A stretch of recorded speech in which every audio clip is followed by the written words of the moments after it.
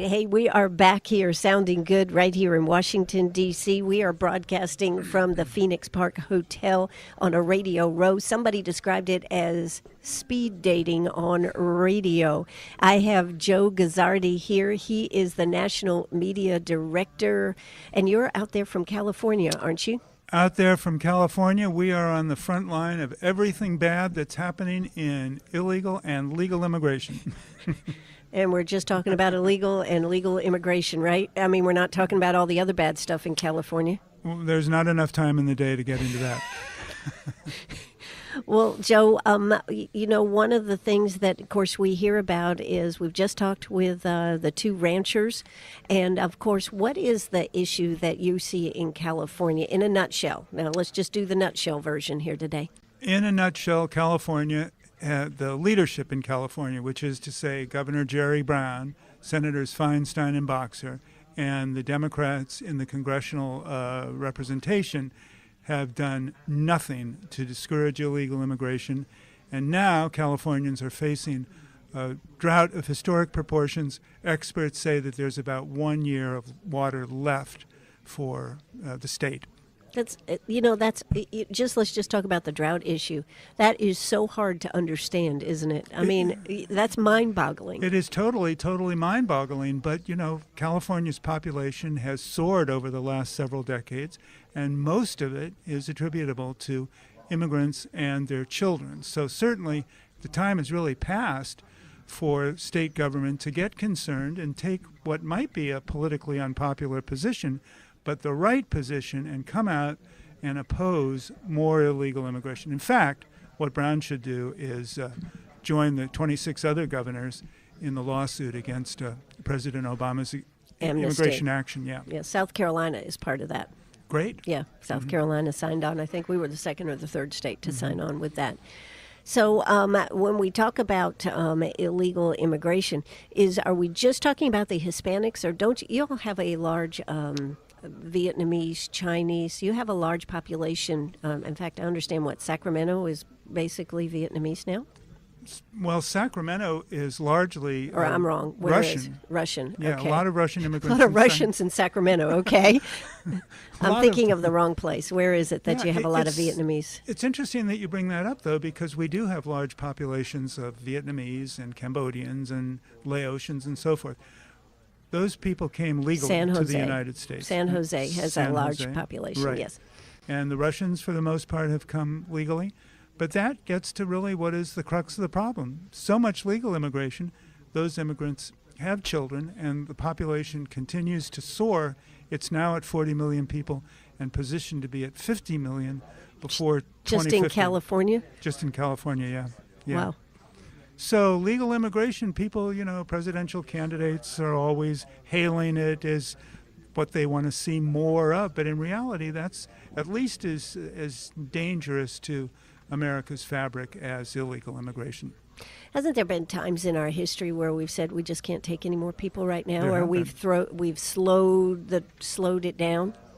Yes. There have definitely been such times, and usually after those periods, what we've seen is since there are fewer people, fewer workers, American wages have gone up, and that's turned out to be a very good thing for American workers.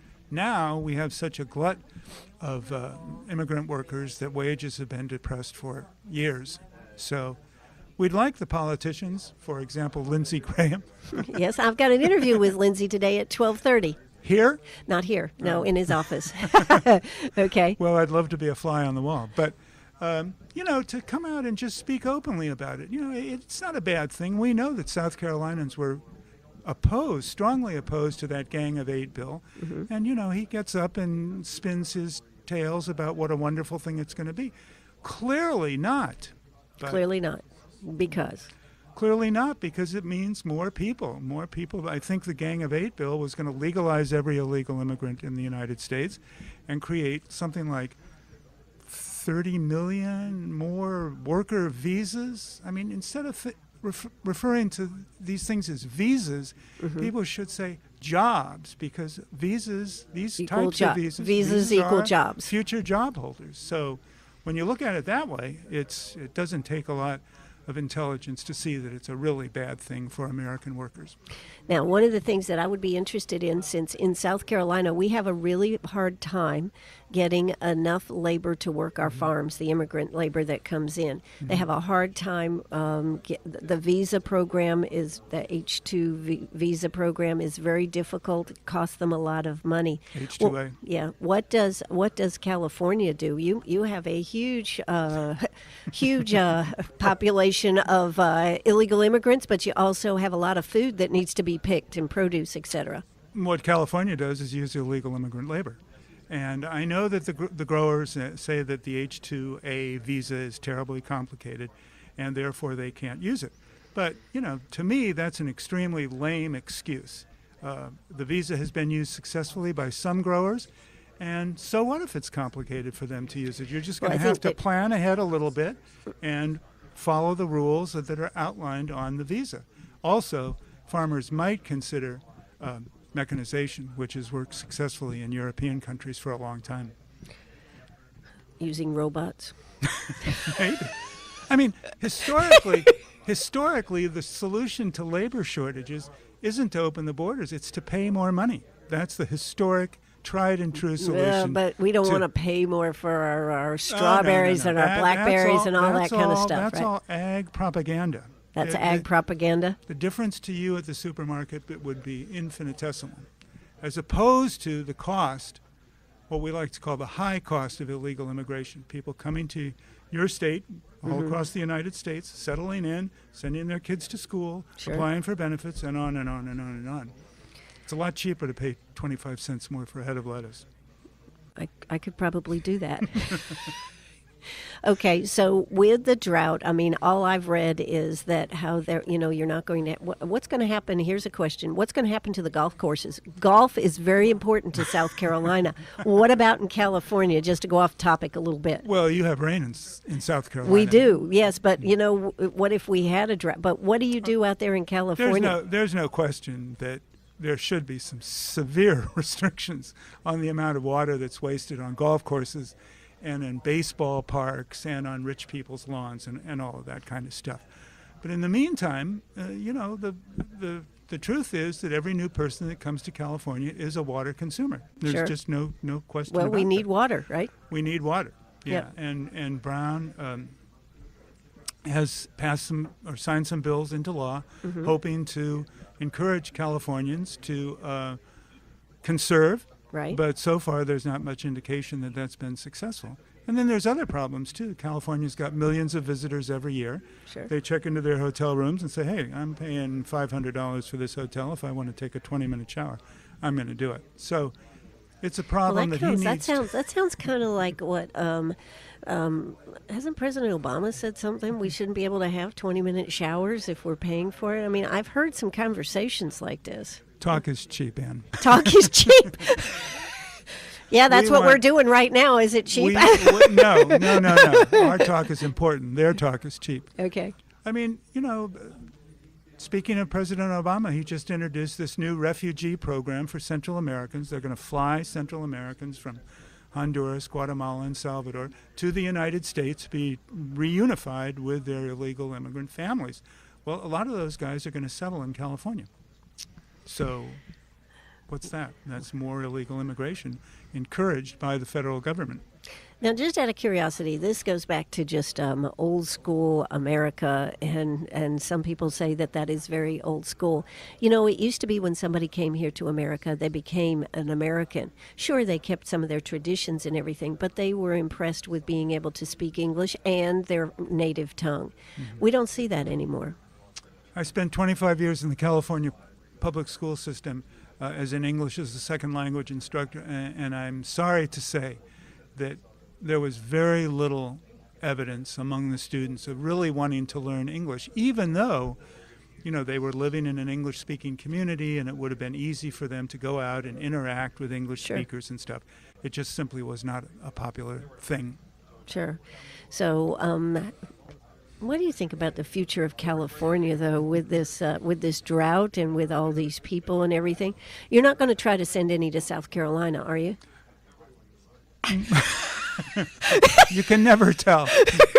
No, but what will California do? We're trying our best to get Californians to wake up to what's going on out there, because it obviously is not sustainable. You cannot have more people every single year with less rainfall. For 2015, the rain is over. It doesn't rain in California in the summer. There's a song about that, isn't it? Mamas and the Papas, okay. Yeah, they have that song. It never rains in Southern California, and it doesn't rain in Northern California either. So that's a problem. From 2000 to 2010, 5 million new immigrants arrived in California. Actually, 2.5 million immigrants came to California. They had 2.5 million children. So that's 5 million immigrants in California in a single decade. And those aren't figures that I cooked up on my way over here. That's from the Census Bureau and the California Department of Finance. So something's got to give, and what we'd like to see give is the encouragement of more illegal immigration with driver's licenses and Trust Act, which is the equivalent to a non-deportation law that Brown signed, and Medicare, free Medicare that they're trying to pass now. And just everything incentivizes more illegal immigration. Yeah, this driver's license, and even I've heard stories about lawyers illegals becoming lawyers. Yeah, an illegal alien became a lawyer. A lawyer. And is practicing in front of the bar. Well, he's authorized to practice in front of the That's bar. what I'm saying. Yeah. Yes, and yet I don't he know doesn't if he's tried have any cases or not, and they're trying. There's people that have actually introduced the idea of extending that kind of privilege for medical doctors and other types. So yeah, we really take our lives in our hands when we put ourselves with professionals sometimes, don't we, anymore? In more ways than you might know. There you go. But there's a very hardcore element out in California that is well-funded, well-organized, and determined to keep the border between Mexico and California open, regardless of what may happen. Well, you say keep the border open, but we don't see many people leaving the United States, going to Mexico, do we? Not really, no. I mean, I think they've got much tougher immigration laws in Mexico than they do in the United States. Why is that?